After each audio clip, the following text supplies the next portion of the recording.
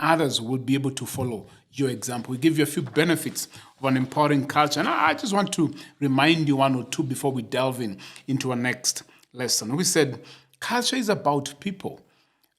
People being valued and feeling that they are valued. The greatest asset of any organization. You get to a point as a leader and say, you know what, I'm not just concerned about the bottom line as much as that is important. I know if I can build the people, get them to feel they belong, get them to feel they are valued, then that will result in a good bottom line. A few things that we said that when you have a healthy culture, a thriving culture, there'll be greater teamwork at your place. And that's why you should go all out as the leader and say, I'm going to set the tone of the culture in my space. I will make sure I don't just speak about it, but I live it and I model it. You see, we said if the culture is good, there'll be less politics in the office. There'll be, minimal politics. People will not be stepping on each other, just wanting to make it or get the eye of the leader, because people know the role. The goal is greater than the role in this office as we work. So I want to challenge you as the leader. Would you move out and set the tone? Build an empowering culture, a thriving culture that values the people. You don't use people, value people, but use things. Don't look at people as human doings. Look at people as human beings and be concerned about their well-being. I want us to jump into a lesson that we're introducing this week, and we'll be working on this for a couple of weeks. One of the key qualities of a leader who makes other leader is to display those leader. And I want to introduce you to the displayer leader, a leader who does not just envision, equip, but a leader who creates a platform for others to be able to thrive, especially the people that they're developing. Who is a displayer leader? I define a displayer leader as a leader who grows other leaders. Not only is he a leader who grows other leaders, but is a leader who creates opportunities and opens doors for the leader they're developing. Remember, we are working to make sure that we're not just great leaders, but we are great leader makers. And great leader makers create opportunities, they open doors, they grow other leaders. In a nutshell, I want you to know that these kind of leaders think generationally. They don't just think about them, that the vision has got to start and end with me. No, they think generationally. First, second, third, and fourth generation. We will be able to display next level leaders when we become leaders who nurture and raise other leaders. I want to say that again, that we display next level leaders when we become nurturers of leaders, not followers, but leaders.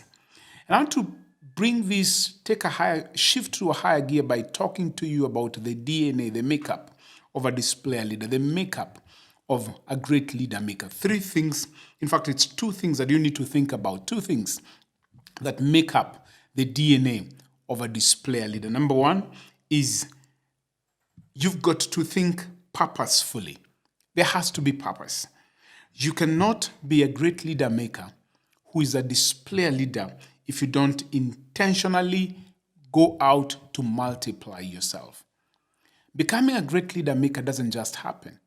No, it doesn't just happen. You've got to be intentional. You've got to purpose in your heart and in your mind, put it as part of your plan, as part of your long-term commitment. Say, I'm going to multiply myself. I will do it. I will do all that it takes to multiply myself. Because multiplying yourself or becoming a great leader maker or nurturing other leaders does not happen accidentally. There has to be an intentional plan. And not just an intentional plan, there has to be people you're targeting, potential people that you see. You've put them, written their names down, and you're like, these 2, 3, 4, 5 people are the people that I want to work with for the next couple of years to make sure that I don't just lead them, but I multiply myself in them by developing them, modeling to them the kind of leadership that I want to see so they can get to a point whereby they can lead just like I am. That's a key quality of a displayer leader, a great leader maker. That's a DNA that any displayer leader must have. That in your heart, in your mind, you purpose, I will display, I will multiply, I will reproduce myself in other leaders. Do you have that intentional plan as a leader? Are there people that you purposefully go out to multiply yourself in them so they can know your heart, know your vision, lead like you, develop them so they become better leaders? In fact, they can even become better leaders than you are. So the first key quality that is a DNA of a display leader is purpose. You intentionally go out to multiply yourself. I want to give you a second one. We'll spend a little bit of more time on this one before we finish our podcast for today. The second one is process. Remember, the first one is purpose, being intentional about what you want to do. It means putting a plan in place, having key targets and knowing, having names on those targets and coming up with a plan on how to develop and to create opportunities for them. The second DNA is process. And what is process? Process is where you must be intentional about developing a leadership pipeline that will help you churn out the next generation of leaders. In fact, this will be the plan that I'm talking about. It's part of the plan that you're saying, you know what? I have a pipeline that will help me churn out the next generation of leaders. And not just a process that churns out leaders, but it's a process that even helps you to hold them accountable to what they're supposed to be and what they're supposed to become. So it's a plan that helps you churn out leaders. That's good. But it's not just churning out leaders, but it also helps you to hold them accountable. Because any leader that is being developed, for them to become better, they must be held accountable on a few things. And we'll be talking about that in the next episodes, on the things that you and I need to hold those that we're developing accountable for. But this is what a pipeline, a leadership pipeline, does for us. A pipeline helps us to come up with specific hurdles that those being developed will need to jump to get to the next level. Let me say that again. One of the biggest benefits of a leadership pipeline is that it helps us come up with specific hurdles, challenges, tasks that those that we are developing will need to jump to get to the next level. In other words, it's very predictable that this leader knows, in my journey of being developed by person XYZ, there are these hurdles that I know if I can jump this hurdle, I'll be at this point. If I jump the next hurdle, I'll be at this point. So it's not accidental. It is not complicated. It is not secretive. No, it's out there. That somebody knows there's a way I can move from point A to B and C as I keep on working and overcoming the hurdles are not supposed to bring me down, but to grow me if I continue to grow through the challenges and the hurdles that have been set for me by the person that is developing me. There are three questions or three key things that you and I need to think about when we are thinking about process. When we think about process and we're thinking about being display leader, becoming great leader makers, developing leaders who will become leader makers too. Three things, three questions or three statements that I think are so key and are important. Number one question that you and I must ask ourselves when we talk about process is, am I raising and creating opportunities for leaders around me? When you think about being a display leader, becoming a great leader maker, one of the questions that should make up your process is this. Am I raising and creating opportunities for leaders around me? Are they just there? Can I pinpoint an opportunity that I've created? Or a door that I've opened? An exposure that I've given? Am I intentionally raising and am I creating opportunities for the leaders around me? That's so key if you're going to become a display leader, a great leader maker. Number two question that you must ask yourself that is also very important when you think about displaying, creating opportunity, developing other leaders, and a question that would make up the process that we are talking about is this. Am I creating an environment that grows the leaders around me? Am I creating an environment that grows the leaders around me? And this is a good question. You've got to ask yourself, the people that I'm developing, are they better now than they were 1 year ago, 2 years ago? Are they better leaders today, or have they hit a plateau? You can only be able to tell that if you ask yourself this very important question. Am I creating an environment that grows the leaders I am developing? Am I creating that environment? Now, that is not created by other people in your team.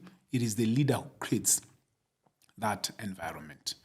The last question that I want you to think about is, it's really not a question, but it's a statement here, is, as a leader, do I realize that my biggest task that has great returns is to nurture the leaders around me, and that this should be my lifelong commitment?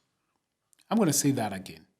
Do I realize that my biggest task that has great returns for the organization that I'm leading, for the people that I'm leading, is to nurture leaders, and this has to be my lifelong commitment? In other words, as the leader of the team, you wake up thinking, how do I make this person better? How do I raise this person? How do I create an environment? It becomes a lifelong commitment. So you're not just laser focused on results that are coming out from what you're doing. As much as that is important, you're like, as the results are coming, as I'm getting good profits, good results, the vision is moving forward, but are the people who are carrying or helping to implement this vision growing? Are they being nurtured? And is this part of my long-term commitment? You'll only get to do that as a displayer leader if you start to trust those people that are around you, and you start to encourage the people that are around you. I want to challenge you in this week's episode. Would you be a displayer leader? Would you be a leader who creates opportunities, grows other leaders, and intentionally opens doors for other leaders? Listen, don't be a ceiling, be a door. You see, a ceiling is limiting. Nobody can go higher than the ceiling, but a door, breaks all limitation. A door gives all possibilities of opportunities that are there for somebody to grow and to thrive. Be a door as a leader. Don't be a ceiling. Let people come around you. They can become bigger and better. And in fact, your joy should be the people that I'm developing are becoming better, more skillful, better leaders than I am. When you do that, you're becoming a displayer leader. I want to ask you if the teaching this week has helped you, has sharpened you, has helped you see some areas that you need to work on. Would you go to my YouTube page, Oscar Amisi's Leadership Podcast, and subscribe, like it, and share to as many people as possible? I'll also invite you to go to Spotify or Google Podcast or Apple Podcast. Go listen to it. Listen to this again and subscribe and share with as many people as possible. And again, as usual, I normally say, if you want to listen to the things or to read the things that I'm talking about in greater detail, go to Amazon, pick my latest leadership book, Seed It Out, How Great Leaders Become Great Leader Makers. That will be the best decision you'll have made for your leadership journey. See you again next week as we keep on building on displayer leader so that we can become the better leaders who develop other leaders. See you next week.